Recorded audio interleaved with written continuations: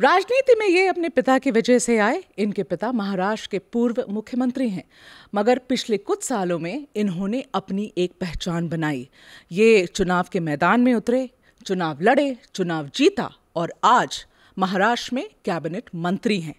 मगर एक ऐसी चीज है जो कभी इनका साथ नहीं छोड़ती है, वो है कंट्रोवर्सी। और ये एक दूसरे से दूर रह ही नहीं पाते हैं।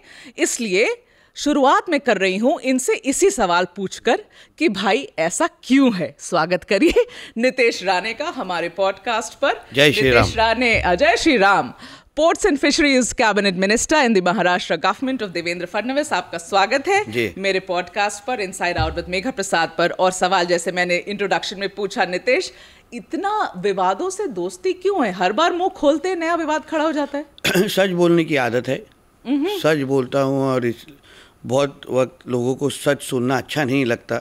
आप ही एक हैं जो सच बोलते हैं नितेश, और कोई सच नहीं कहता। ऐसा नहीं है। हाँ, फिर आपके सच से विवाद क्यों होता है? मुझे ऐसा लगता है कि कभी कभी मेरा सच इतना कड़वा होता है कि लोगों को ऐसा लगता है कि वो ज़्यादा ही सच बोल रहा है। तो इसलिए उससे कंट्रोवर्सी हो जाती है। मगर आप कभी भी मेरे कोई भी अगर स्टेटमेंट्स को अच्छी तरह से देखेंगे, आपको इतना ही दिखेगा कि मैं जो फैक्ट्स है उसी को सामने लेके आने की कोशिश करता हूँ। कभी भी जो चीज़ें मैंने अपने सभाओं में कही है, इंटरव्यूज़ में कही हैं, कभी भी आप उसको क्रॉस चेक कर सकती है। कभी भी कुछ काल्पनिक चीज़ें होती नहीं है। जो सच है वो बोलने की कोशिश करता हूँ, और उससे अगर वो कंट्रोवर्सी हो जाती है तो फिर वो मेरी गलती नहीं है।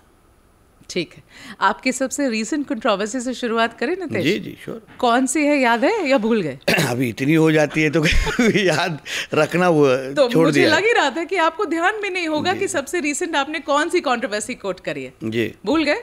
सच्ची में भूल गया। आप बता सकते? मैं बता दूं? तो मुझे भी याद आ जाएगा। आपको याद आएगा जरूर। तो आपकी सबसे रीसेंट तो औरंगजेब की कंट्रोवर्सी है ना?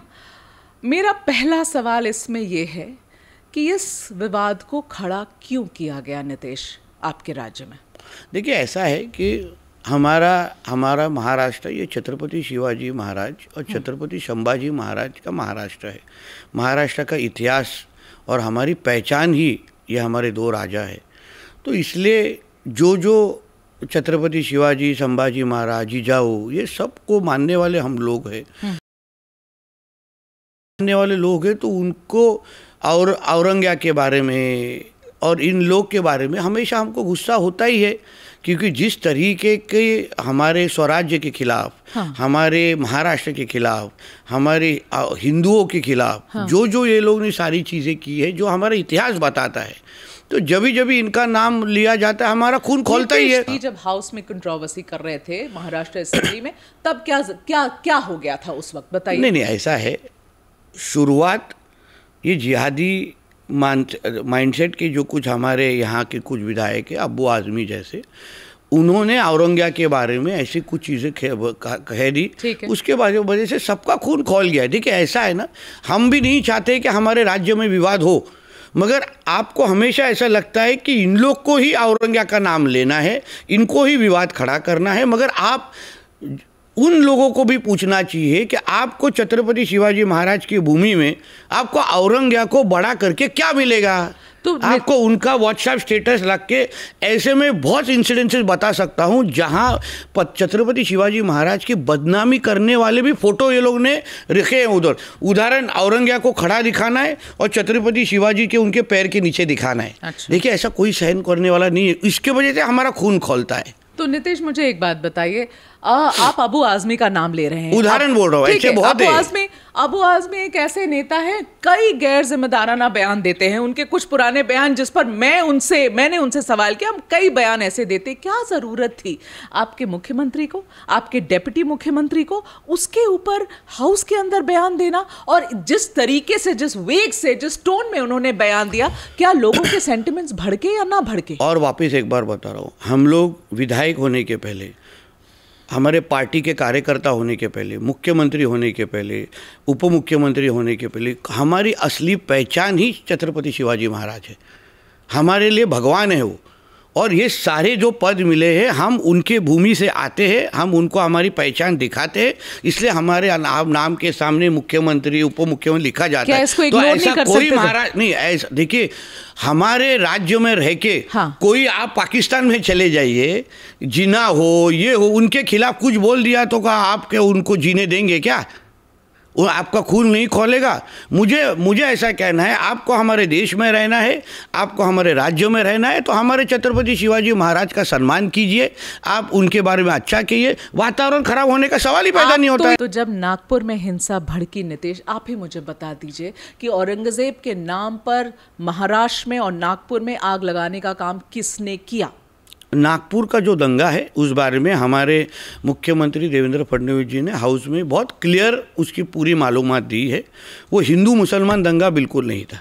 तो क्या था वो वहाँ के जो जिहादी है वो हमारे पुलिस के खिलाफ उन्होंने वो जो कुछ किया वो पुलिसों के खिलाफ। कितने पुलिस उधर जख्मी हुए थे, पथराव किसके ऊपर हुआ और क्या करने का ज़रूरत था, मेरा ऐसा बोलना है। आपको औरंगजेब के बारे में प्रेम इधर रखने की ज़रूरत क्या है? और इसलिए मैं आपको आखिरी में इतना ही कहूँगा, इस बारे में संघ परिवार ने अपनी भूमिका स्पष्ट कर दी है और उसके बाद इसलिए हम उनके भूमिका से हम सब समर्थन करते हैं। बताइए ना नीतीश कि जब नागपुर में इतनी हिंसा हो गई, एक इंसान की मौत हो गई, जब ये लगा कि मामला हाथ से निकल रहा है और जैसा विपक्ष कहते हैं कि चढ़ाया तो आप ही लोग ने, आप ही सारे बीजेपी के लीडर्स ने मिलकर चढ़ाया। तो सुनिए ना, मैं तो विपक्ष की बात कर रही हूं आपसे कि नीतीश ये हुआ और फिर जब संघ ने फटकार लगाई कि भाई अब इसको रोको, ये नहीं चाहिए, इसे ठंडा करो, है ना, तब आप सब 180 डिग्री बदल गए, सब चुप हो गए। वापिस एक बार बोल रहा हूँ, हाँ। संघ एक राष्ट्र प्रेमी संगठन है। उन्होंने कभी हम लोग को ऐसा नहीं बोला कि 180 डिग्री ये करो, कुछ ने कुछ बोला नहीं। चुप होने की जरूरत क्या है? उन्होंने इतना एक ऐसा भूमिका संघ ने जो ली है कि आज के वक्त औरंगजेब के बारे में बोलने की ऐसी कुछ जरूरत नहीं है। नीतीश राणे, थोड़ी सी महाराष्ट्र की राजनीति पर बात करना चाहती हूँ। देखिए ये दो बयान आए हैं हाल फिलहाल में। एक तो राज ठाकरे ने एक पॉडकास्ट में ये बात कही कि जितने मराठी पार्टीज हैं, मराठी फोर्सेस हैं, political parties Marathi, they should all come together, इन सबको एक साथ आ जाना चाहिए। अब अभी से हंसी आ रही है आपको, उनको एक साथ आ जाना चाहिए महाराष्ट्र के लिए, महाराष्ट्र के हित में इनको साथ में आना चाहिए, ठीक है। अब उद्धव ठाकरे ने उसका जवाब दिया, उन्होंने बोला भाई हमारी तो कोई लड़ाई थी ही नहीं, हमारी कभी भी आपसे लड़ाई थी ही नहीं, मगर और हम आज वो उन्होंने कहा कि हम कहते हैं आज के आज सारी डिफरेंसेस खत्म, आपके और मेरे बीच में जो भी गिला शिकवा थी आज मैं खत्म करता हूं। और उद्धव ठाकरे के बीच में थी क्या? तो किसके बीच में थी? ये जो उद्धव जी बोल रहे हैं वो रश्मि ठाकरे को मान्य है? उनको बोलना चाहिए कि राज साहब के साथ वापस जाने की तैयारी है कि नहीं? क्या मतलब है? आप पूछे उद्धव जी को, बोला ये पॉडकास्ट पे उनकी मर्जी है क्या खुद की? किनकी? रश्मि ठाकरे की? उद्धव ठाकरे की, जो बोल रहे हैं ना हम वापस ताली देने को तैयार है। हाँ। तकलीफ उद्धव ठाकरे जी की थी कि घर से तकलीफ थी? राज साहब के बारे में पूछे, उनको बोलने को बोलिए। हम 39 साल मेरे पिताजी ने उनके साथ में काम किया है। तकलीफ उनकी राज साहब के साथ थी क्या घर से तकलीफ थी? घर से तकलीफ का क्या मतलब होता है? नाम लिया ना, रश्मि वाहिनी की तकलीफ ज्यादा थी कि उद्धव ठाकरे की ज्यादा थी? आप कह रहे हैं तो ये जो अगर साथ में आना है तो तैयारी उद्धव जी को कौन पूछ रहा है? उनको पूछना चाहिए, रश्मि ठाकरे को पूछना चाहिए। चलेगा क्या? आप क्या बोले? स्टेटमेंट देने के पहले रश्मि वाहिनी को पूछा कि उनको पूछे। फैक्ट है, जो शिवसेना को पहचानता है ना मेघा जी, जिन्होंने उनको बहुत करीबी से ये सारा सब चीज देखा है, उनमें से हम लोग हैं। आप समझ के लिए इसीलिए मेरे चीज को काउंटर करने को बोल दीजिए, कोई तकलीफ नहीं। तो आप कोई तकलीफ नहीं नीतीश राणे के सारे डिसीजंस जो शिवसेना उद्धव की गुट अभी ले रही है या पहले से लेती आई शिवसेना? महाविकास आघाड़ी का सरकार तभी कौन चलाता था?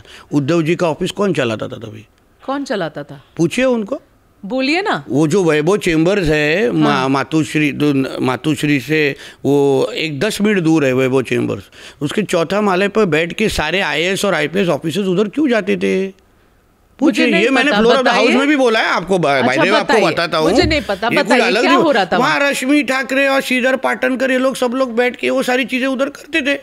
फैक्ट है ये, और ये कोई नई चीज नहीं बता रहा हूँ मैं। रश्मि जी और उनके भाई वहाँ बैठते थे उधर, उनको यार ये सबको मालूम है। और एमवीए की सरकार वो चला रहे थे, मुख्यमंत्री का, मैं बाकी से दो पार्टियों के बारे में नहीं कह सकता था, मुख्यमंत्री का उद्धव ठाकरे की सारी डिसीजंस रश्मि जी और उनके भाई ले रहे थे। इन्फ्लुएंस उधर से ही होता है ज़्यादा, सबको मालूम है। ये नई बात क्या है, ये कुछ अलग ब्रेकिंग न्यूज़ नहीं दे रहा हूँ। जिनको उनका ये यूबीटी वाले को पहचानते हैं ना, हाँ। उनको सबको मालूम है, ये नई कुछ नहीं चीज़ है, सिर्फ हम लोग फैक्ट बताने की हिम्मत रखते, ऐसा है।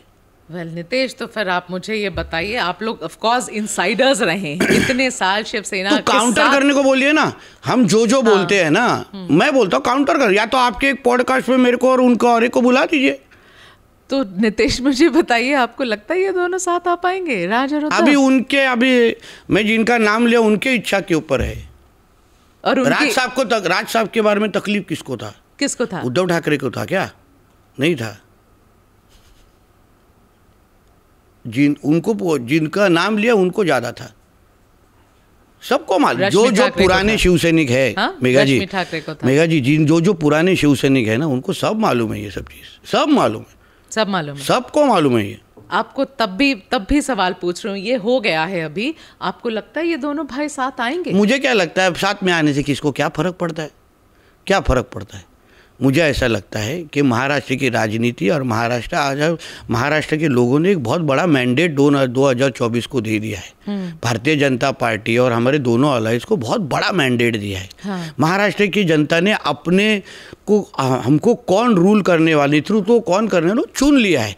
अब ये दो भाई आए नहीं आए क्या फर्क पड़ता है? लेकिन आप ही के सरकार के डिप्टी सीएम शिंदे जी अभी कुछ दिन पहले डिनर खाने चले गए थे उनके घर। बताओ, राज साहब का जो स्वभाव है, हाँ। वो बाला साहब जी से बहुत मिलता जुलता है। ठीक है, उनका सबसे फैमिली, हमसे, हमारे साथ भी फैमिली। शिंदे जी क्या करने गए थे वहाँ? शिंदे जी आके मिलने गए रहेंगे, उनको मिलने गए, उसके वजह से कुछ अलग उसके अंदर कैलकुलेशन निकालना मुझे नहीं लगता। तो जब ये बात उठी ना कि भाई दोनों भाई क्या शायद आएंगे साथ में, दोनों के तरफ से बयान आ गए, तो शिंदे जी की टीम से किसी ने उठ के बोला कि ये तो इम्पॉसिबल है, ये तो हो ही नहीं सकता। तो मैं आपसे ये पूछ रही हूँ कि आप भी उसी सरकार के पार्ट हैं, शायद आपको पता हो सकता, पता हो ना पता हो कि क्या कुछ डील हो गई है क्या राज ठाकरे और शिंदे के बीच में? देखिए क्या है, मैं बीजेपी का कार्यकर्ता हूँ, आप शिंदे गुट के एक को आपके पॉडकास्ट पे बुला लीजिए, वो आपको सारा इन डिटेल बता देंगे। मैं उनका पार्टी का क्या स्टैंड है, वो क्या करते हैं, उस बारे में बोलना मेरे लिए उचित नहीं है। अनबन क्या चल रही है मुख्यमंत्री जी और शिंदे जी के बीच में? क्या अनबन चल रही है बताइए। मैं वापस बता रहा हूँ। वो इतना दुखी क्यों घूमते रहते हैं? मैं खुद कैबिनेट में आज बैठता हूँ, मैं खुद देखता हूँ सारी चीज। ये तीनों में हमारे तीन ही लीडर, हमारे देवेंद्र जी हो और ये दोनों उप मुख्यमंत्री, बहुत एक्सीलेंट रिलेशन है। जो इतनी स्टोरियां घूमती रहती हैं, वो स्टोरियां ही हैं, क्योंकि चैनल चलने चाहिए, क्योंकि स्टोरियां बड़ी होनी चाहिए, क्योंकि फॉलोअर बढ़ने चाहिए, ऐसा कुछ भी नहीं है। तालमेल कैसा है तीनों के बीच में? बहुत अच्छा है। देखिए क्या है, हमारे देवेंद्र जी का काम करने का एक तरीका है, सीएम सर का, एकनाथ शिंदे जी का एक तरीका है और अजीत दादा का एक तरीका है। तीनों अलग अलग लोग हैं, साथ में आए हैं, सरकार चला रहे हैं, तो कैबिनेट में अनबन होती है। बहुत अच्छा वातावरण है, अच्छा वातावरण, सब कोऑपरेट करते हैं, बहुत अच्छा। और आपको मालूम है मैं बिटवीन द लाइंस वाला आदमी नहीं हूँ, फैक्ट है, वो फैक्ट है। बहुत अच्छा वातावरण है, सब ठीक चल रहा है, एकदम अच्छा, कोई उठापटक नहीं है, बहुत लोग जानना चाहते हैं। मगर अगर आप मेरे शब्द पे अगर विश्वास हो, हाँ। तो मैं आज ऑन रिकॉर्ड क्लियर करना चाहता हूं, ऐसा कोई तकलीफ नहीं। ठीक है, मुझे फिर एक और सवाल है मेरा। हाल फिलहाल में अमित शाह जी भी गए थे महाराष्ट्र के दौरे पर, ऐसा सुनने में आया, आप क्लैरिफाई करिए, हो सकता है सही या गलत है, ऐसा सुनने में आया। देखिए 1-on-1 मीटिंग तो हुई शिंदे जी की अमित शाह जी के साथ में, तो बहुत ये कयासी है, ये कयास है, कोई मेरी इन्फॉर्मेशन नहीं है, कयासी है, लोगों ने लगाए कि फिर शिंदे जी ने जाकर बड़ी कंप्लेन करी कि भाई मुझे ऐसा कर रहे हैं, मेरी चीजें रोक रहे हैं, मेरी फाइलों पर इन्वेस्टिगेशन शुरू कर रहे हैं, मेरा काम नहीं होने दे रहे। ये इसमें कितनी सच्चाई? आप एक कंपनी के बहुत छोटे कार्यकर्ताओं को कंपनी के एजीएम में क्या हुआ ये या तो आप मेरी पगार बंद करना चाहते हैं या तो मुझे नौकरी से निकालना चाहते हैं। इसलिए ये इन्फॉर्मेशन आप कितना भी पूछो मैं नहीं दे सकता आपको, क्योंकि मेरे पास है ही नहीं इन्फॉर्मेशन। आपके पास है ही नहीं, ठीक है, चलिए तो फिर इसको छोड़ देते हैं अगर आपके पास ये इन्फॉर्मेशन नहीं है। मैं आपसे एक आखिरी सवाल, इन सारे मुद्दों के ऊपर जो हम बात कर रहे हैं, हिंदू मुस्लिम के सारे मुद्दों के ऊपर बात करें, एक सवाल आपके महाराष्ट्र से बाहर निकल कर पूछना चाहती हूँ, आप भारतीय जनता पार्टी में अभी हैं, आपके पार्टी की सरकार जो है बहुत सारे राज्यों में है, ठीक है। अब क्या होता है कि अलग अलग राज्यों में कुछ ऐसे ऐसे डिसीजंस हुए हैं नीतीश, जिन पर भौएं उठी हैं, you know, you raised an eyebrow, क्यों हुआ ये, ऐसा क्यों बोला गया, जिसमें कि एक ऐसा डिसीजन था कि सड़क पे नमाज नहीं पढ़ना, यूपी में ये डिसीजन आई थी, नवरात्रि में आप नॉनवेज नहीं खा सकते, नॉनवेज आप बंद करो, वो दुकान आप भी करते हो, ये काम आपकी भी है, नॉनवेज बंद करो। अब ये सब करने से मतलब धार्मिक स्वतंत्रता को कहीं भारतीय जनता पार्टी की सरकार कुचलने की कोशिश कर रही है, ये आरोप लगता है आपकी सरकार पर। जैसे अभी दिल्ली में नई सरकार आई ना, यहाँ नई सरकार आई और यहाँ एक मंत्री जी बोलने लगे कि अभी नवरात्रि है, अभी जो छोटी नवरात्रि थी अभी आप बंद करिए सारी दुकानें। तो अब भाई आप नए सरकार में यहाँ आए हैं, आपका फोकस है नवरात्रि में मीट की दुकानें बंद करो, अभी आप धार्मिक स्वतंत्रता देंगे या नहीं देंगे, या फिर आप ही डिसाइड करेंगे कि करना ऐसा चाहिए है कि क्या जो नहीं? देश में जो आप रहते हैं उस देश में कुछ कानून है, जो धर्म ज्यादा, ये तो कानून नहीं है ना, एक बार बता रहा हूँ, ये कानून है क्या ना? अगर ये हमारे देश एक हिंदुओं का अगर देश है जहाँ बाकी के धर्म के लोग भी रहते हैं माइनॉरिटी में, तो वहाँ जो मेजॉरिटी है उसका भावना तो आपको रिस्पेक्ट करना चाहिए, उसमें कुछ गलत नहीं है। तो भावना ना रिस्पेक्ट करना चाहिए। तो आप अगर हमारे नवरात्रि के वक्त अगर आपको उधर वहाँ जानबूझ के मटन का दुकान चालू रखना है, वहाँ मैं क्या बोलता हूँ जब भी ईद मुहर्रम अलग अलग चीजों की जब भी, तो आप कौन सी दुकान बंद करते हैं? वापिस बता रहा हूँ, वापिस मैं आपके सवाल का जवाब भी दे रहा हूँ। जब भी आपका ईद और मुहर्रम का ये सब जो बड़े बड़े ये सब निकलते हैं, जुलूस निकलते हैं, तभी किसी को कोई भी हिंदू कभी तकलीफ देने निकलता है क्या? नहीं बता रहा, आप सवाल का जवाब ही नहीं देते। मैं कब से देख रहा हूँ शुरुआत में। अरे वाह, आपने कौन सा सवाल पूछा जो मैं जवाब दूं? पर स्पेसिफिक सवाल मैं बोलता हूँ जो नियम हमारे हिंदुओं को लगता है, जो नियम मुसलमानों को लगता है, जो नियम क्रिश्चियन को लगता है, वही नियम हमारे हिंदू को लगना चाहिए।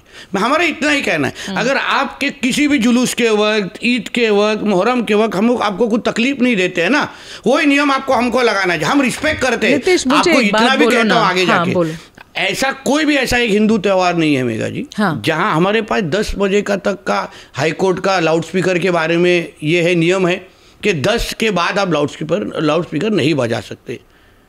ऐसे कितने, सब हिंदू बन के हम उनको मानते हैं, तो फिर लाउड स्पीकर 5-5 बार क्यों बजाना चाहिए? फिर मुझे क्या लगता है, अगर आप डॉक्टर बाबा साहब अम्बेडकर, आप बोलते हैं ना संविधान से चलना चाहिए, हम संविधान को मानने वाले, किससे चलना चाहिए? एग्जैक्टली, हम भी वही बोलते हैं, मैं भी वही बोलता हूँ, संविधान से ही मानना चाहिए। तो संविधान जो हम पालते हैं, हम अगर 10 बजे हमारा लाउड स्पीकर, हमारा डीजे बंद करते हैं, तो फिर 5-5 वाक आप क्यों बजाते हैं? जो नियम हमको लगता है ना, हिंदुओं को लगता है ना, तो वही नियम फिर 5 बार जब ये लाउड स्पीकर बजते हैं ना, तो उनके भी तो 10 बजे के बाद कहाँ बजते हैं? कब बजते हैं? तो मुझे लगता है आपको इन्फॉर्मेशन मालूमात कम होगी। अगली बार मैं जानबूझ के वो रिकॉर्ड करूंगा और आपके मोबाइल पे भेज दूंगा। तो आपके हिसाब से 10 बजे के बाद काफी लोगों की उसके बारे में कंप्लेन है। अभी हाई कोर्ट का एक जजमेंट आया है, हाई कोर्ट ने स्ट्रक्चर्स पास किए हैं कि इस तरीके के कोई भी अगर लाउड स्पीकर बजाता होगा, पहला स्टेप है पुलिस को कंप्लेन करो, अगर नहीं हो तो एक तो वो कंसर्न ऑफिसर को सस्पेंड होना चाहिए और दूसरी बात कार्रवाई होनी चाहिए। ये हाई कोर्ट का जजमेंट आया। So we finish it with rapid fire questions, quick answers. Nitesh, Uddhav Thackeray के लिए एक शब्द। हिंदू विरोधी। हिंदू विरोधी? वो तो अभी खड़े होकर कह रहे हैं कि वो हिंदू विरोधी है। जिहाद हृदय सम्राट, वी कॉल हिम। जिहाद हृदय सम्राट उद्धव ठाकरे। अगर एक बिल तुरंत पास करवा सकते हैं तो वो क्या होगा? यूसीसी, समान नागरिक कायदा। ओके। महाराष्ट्र में असली टक्कर किससे है, शरद पवार या आदित्य ठाकरे से? देखिए ऐसा है कि there is no match to the names that you have given. Really? Sharad Pawar ji is a very tall leader of our Maharashtra. Okay. And Aditya Thackeray is right now no one. अच्छा चलिए शरद पवार और उद्धव ठाकरे ले लो। नहीं, शरद पवार जी अभी he is a friend to everyone. Yours also है ना? Uddhav ji is someone. Your See, friend. whoever is against Hindus, whoever is against Maharashtra is हमारा दुश्मन है। अगर नेता नहीं होते तो नीतीश रानी क्या होते? एडवोकेट होते, वकील होते। राजनीति में अब तक सबसे बड़ी क्या सबक है? सब्र, पेशेंस, जो कि है नहीं आप में। सीख रहा हूँ। आप इसलिए तो बोलो आपने क्या सीखा है, तो सब्र सीख रहा हूँ। क्या कभी खुद को अपने बयानों पर कभी नीतीश को पछतावा हुआ है? अगर हुआ है तो उदाहरण दीजिए। अमित सावरकर के लिए सॉरी बोला था। बाला साहब ठाकरे जी का एक बहुत बयान है जो मुझे बहुत अच्छा लगा, जिसको मैं फॉलो करता हूँ, कि जबान से निकले हुआ शब्द बंदूक की गोली जैसे होता है, एक बार निकला तो निकला। मैं जब भी हिंदुओं के बारे में बात करता हूँ, हिंदुत्व के बात करता हूँ मेघा जी, मैं बहुत सोच समझ के बात करता हूँ और मैं बहुत पढ़ लिख के बात करता हूँ। I am an MBA myself basically. I know what am I doing here. You studied in the United Kingdom. Exactly, I know what am I doing, I know who am I talking for, and I will never do injustice to someone who is not responsible to things that they have done. So I think I'm very clear about my stand, and I love my country, and I'm a proud Hindu. Rather, I'm a mad Hindu. You're a mad Hindu. गर्मियाँ आ चुकी हैं, क्या P रहे हैं आजकल, रूह अफ़ज़ा या गुलाब शरबत? मैं गौमूत्र बहुत पीता हूँ, and I'm telling you, it is very good for health. सवाल तो मैंने गुलाब, रूह अफ़ज़ा और गुलाब शरबत के बीच में पूछा। देने वाला कौन है उसके ऊपर डिपेंड है। नीतीश रूह अफ़ज़ा पीते हो या नहीं पीते? नहीं, मैं ये सब नहीं पीता। नहीं। क्यों, प्रॉब्लम है नाम में? हाँ, क्योंकि अभी देने वाला आदमी कौन होगा उसके ऊपर सोचे। आखिर सवाल आपसे, आप मुझे रूह अफ़ज़ा बहुत अच्छी नीयत से कोई नहीं पिलाएगा। फैक्ट है। कहाँ राजनीति करते हैं नीतीश? एक बेचारा सा शरबत हमारे सबके घर में पीते थे, बड़े होते समय तो मगर आप सोचे नीतीश राणे को कौन शरबत देगा रूह अफ़ज़ा? नीतीश राणे को देने की जरूरत नहीं, नीतीश राणे खुद से पिएंगे रूह अफ़ज़ा? नहीं, मुझे अच्छा भी नहीं लगता, वो बहुत मीठा है। आप अक्सर भाषणों में बोलते हैं मेरा खून भगवा है। 2019 में बीजेपी में आने के पहले आपके खून का रंग क्या था जब कांग्रेस में थे? 39 साल हम लोग बाला साहब ठाकरे जी के साथ में थे मेघा जी। हमको वापिस बोल रहा, आप हम पे इल्ज़ाम लगता है कि आप लोग पार्टियां बदलते हैं। आखिर में हम लोग, अगर आज बाला साहब ठाकरे जी या तो उद्धव जी ने अगर हमारे साथ वैसे जो कुछ भी हमारे साथ राजनीति, गंदी राजनीति नहीं की होती, हम लोग बहुत अभिमान से कह सकते थे कि हम एक शिव सैनिक हैं। हम लोग ने बचपन से बाला साहब जी को और हिंदुत्व को फॉलो करते करते, मेरे पिताजी ने जो हिंदुत्व के लिए किया है, शायद मैं इसके आपके पॉडकास्ट के ऊपर नहीं बोल सकता। मगर हमारे खून में भगवा क्यों है? क्योंकि हम बाला साहब ठाकरे जी के छत्रछाया में हिंदुत्व के नाम पे ही बड़े हुए।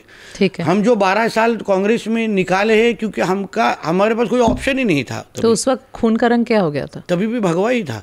भगवा ही था। उनको भी मालूम था हमारा भगवा था। और अभी तो फिर बीजेपी में आने के बाद तो हम अभिमान से कहते हैं कि भगवा है।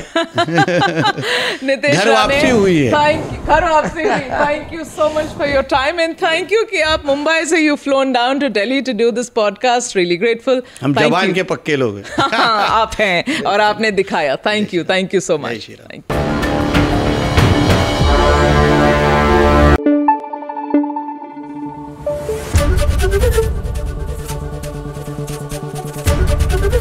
ABP न्यूज़ आपको रखे आगे।